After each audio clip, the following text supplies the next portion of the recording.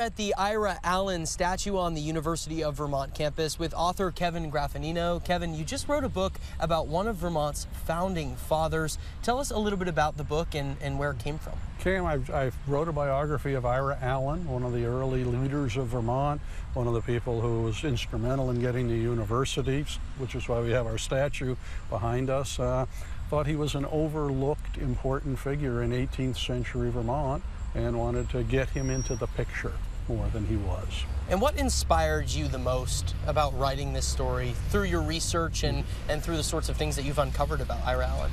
Well, for Vermonters, 18th century Vermont is Ethan Allen and not much else. He's our Daniel Boone, he's our Davy Crockett, and that puts Thomas Chittenden, Ira Allen, and others on the sidelines. They don't deserve to be there. They're shoulder to shoulder with Ethan, and Ira definitely is. He's a fascinating, important figure in Vermont's early decades and formative years. And so it was fun for me working at UVM with the Allen family papers to be able to bring his story and put a brighter light on it that I thought he deserved.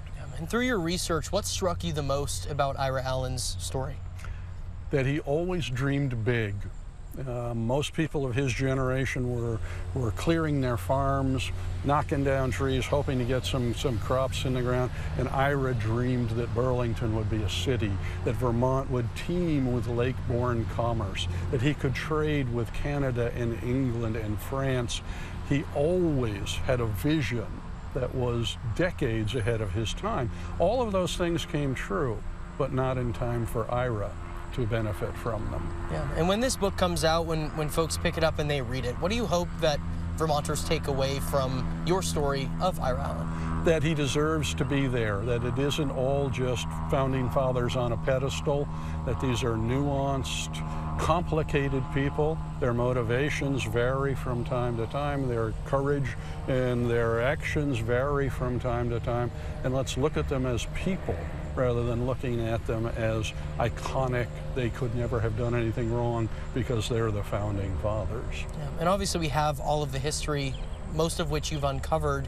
We have the statue here. What else of Ira Allen still exists today that folks can come and see for themselves? Well, there's Ira Allen Chapel, a little bit north of us. There's the statue here. He had a house down in Sunderland that is has a Vermont historic marker in front of it. But he leaves Vermont the last decade of his life because he's about to be imprisoned for debt. So he dies in poverty in Philadelphia and goes to an unmarked grave in the Free Quaker Cemetery. But what did they say about Christopher Wren? If you want to look at his monument, look around you. Burlington as a major city on the lake with commerce and with prosperity was Ira's dream, and it happened. And he was one of the very few people of his time who could see the potential for Vermont real estate and Vermont commerce and Vermont development, which is why he wanted the university here in Burlington. Yeah, and as you mentioned that you've learned a ton about him, what did you learn the most about him that will stick with you? Well, again, that he's complicated. There are times when he is unselfish, when he gives his all and goes into danger on behalf of the state of Vermont.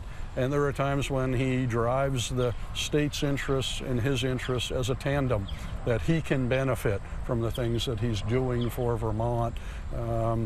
He's an interesting guy. He has almost no formal education, but he publishes more than 2,500 pages of books and pamphlets. And he goes from a small farm in Connecticut to hobnobbing with aristocrats in Paris and London and in Continental Congress. He's a self-made guy. Wow, fascinating. Well, the book comes out on September 13th. You can grab yourself a copy. Kevin Graffinino, thank you so much. Thanks so much. Yeah.